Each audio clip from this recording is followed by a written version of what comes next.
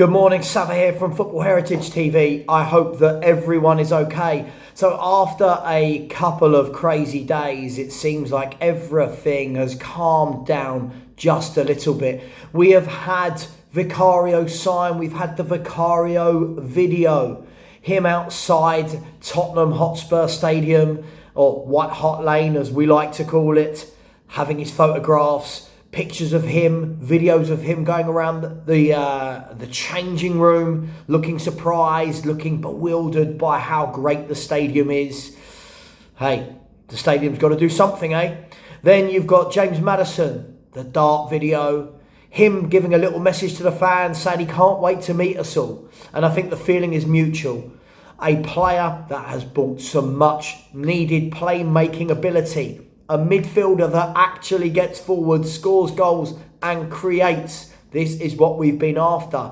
But the hard work doesn't stop there. I am full of praise for what we've done so far. However, this is going to be a 2, 3, 4 year project. We need to relax. We need to realise there is a lot of work left to do.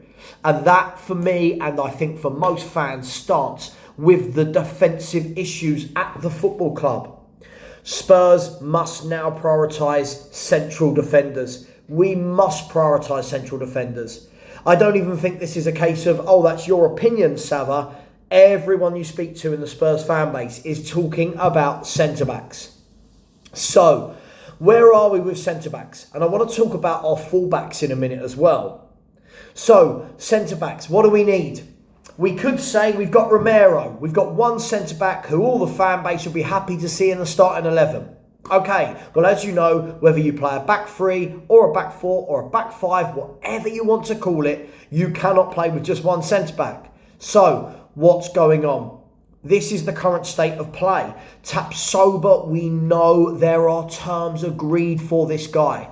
We know the stumbling block for Tapsoba between Spurs and Bayer Leverkusen is going to be the transfer fee. Tapsoba is going to be more in the region of 45 to 50 million.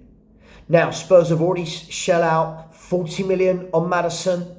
They've shelled out £17 million on Vicario. Yes, we've received 10 million back in terms of the Harry Winks deal, but we haven't got Champions League. The budget isn't going to be 200 million. So until we start seeing other signings going out, it will be difficult to bring in more £50 million players. Having said that, no one is taking the deal off the table. Romano has said this is very much an option. So has Charlie Eccleshare. So has Ornstein. They've all said that Spurs are very interested in bringing Tapsoba to the lane. Now, Tapsoba we know is a very much sought after centre-half. He's growing his reputation year in, year out at Bayer Leverkusen, and lots of clubs will start to swoop if we do not make that move and make it decisively. So off the back of that, Tapsoba, a right-footed centre-half, we're also in direct communication, and it came out yesterday that we are in verbal talks with Wolfsburg for Micky van der Ven, the 22-year-old Dutch left-footed centre-back. Now, Micky van der Ven, people are saying, isn't the best in the air. But what he is fantastic on the ground. He's got fantastic anticipation. He's got a great range of passing. He's got good physique, and he is very, very quick. Apparently, he clocked the quickest speed for a defender in the Dutch league, in the Eredivisie last season. Now, as discussed yesterday night with Henry Wright TV and Sean from Spurs Talk Show, what Sean was talking about was the ability for a player like Van der Ven to be able to bring the ball out of the back line, break the forward line of the opponents, bring the ball into midfield, allowing players like James Maddison to stay high up the pitch and receive the ball from Micky van der Ven. So some great analysis from Sean there, which I completely agree with. That is what a player like Micky van der Ven will bring to Tottenham Hotspur. Now, I would expect now that Maddison is done, now that Vicario is done, and especially that the fee they're talking about is between 20 and 25 million euros, which is very much half price of what you're going to pay for Tapsoba and very much achievable for a club like Tottenham Hotspur. I would expect that we start seeing this move very quickly. How quickly? I don't know. Do I expect to get the here we go in the next 24, 48 hours? No. If we did, I would say congratulations Spurs, hats off, we are moving quick, we are acting how we should have been in previous transfer windows for the last 10, 15, 20 years. So at the moment it all looks bright. Now, the other centre-half on our list is, as we know, Tosin Adarabioyo. Some Spurs fans saying they don't rate him. I think for me, it's purely because he plays for Fulham. For me, I would definitely bring in Tosin Adarabioyo as well as the other two. The transfer fee, I don't know yet. No one has said there's concrete talks. Apparently, he's just on our list.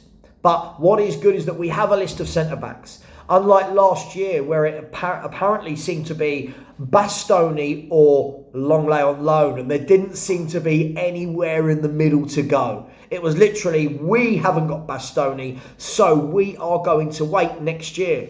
Do you remember those fans? Everyone remember those fans? Saying, be patient. Bastoni's signing next summer.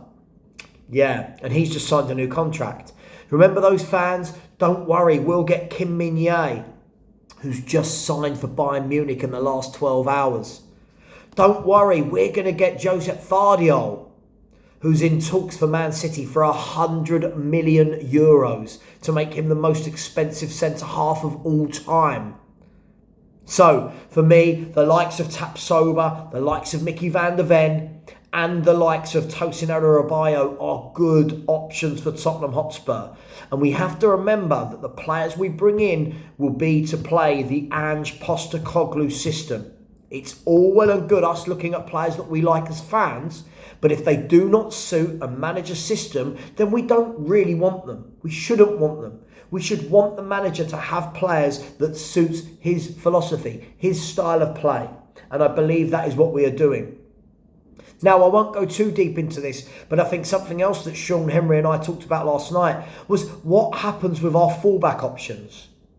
For example, can you play Porro and Udogie as fullbacks in a back four without having a top central midfielder? And what I mean by that is a defensive midfielder. I don't mean people who work hard. I mean people whose speciality is mopping up in front of the back four. People whose speciality is interceptions, breaking up play, like a Wanyama did. Have we got that? Without that, are we able to play both Porro and Udogie? Or are you going to see a more defensive-minded right back, i.e. a Royal, with Udogie as a more attacking left back? So it almost turns into a back three when Udogie goes, Royal almost tucks in to make it a three. This is a conversation for another time. But I'm sure if you're like me, most Spurs fans this week should be sitting very happy. This has been the best transfer week for me that I can remember for many, many, many moons. I can't remember a week like this actually. So hopefully everyone is happier. Everyone is looking at the process and thinking, okay, finally we have a plan. Now there's a long way to go for that before I commit to saying there is definitely a plan. But what we're seeing is we're buying players now for positions that we've needed to. And we've not done that for years. So far, so good. Hopefully, this is the start of what could be a very good window. But please, Spurs fans, stop going on to podcasts, YouTube channels, talk shows, and saying things like, we're winning the transfer window. Learn from last year. Let the window pan out. Let's get some good players in. And let's just worry about building our club to be a great football club again. Nothing about winning transfer windows. There's no such thing. Thanks, everyone. I will be back for a Spurs stream, a rant stream, should I say, on Sunday morning when I'll be back in the UK. Join me for that at 10 a.m. until 12 p.m. on Sunday. Other than that, I'll actually be back with Rants and Bants on Monday. And for the next few days, we'll have some videos and hopefully Spurs can make a couple of new signings. If not, at least one centre-half. Please thank you for all the subscribers in the last 24 hours. We've had about 75 new subscribers. Please keep liking, keep subscribing, and much love to you all.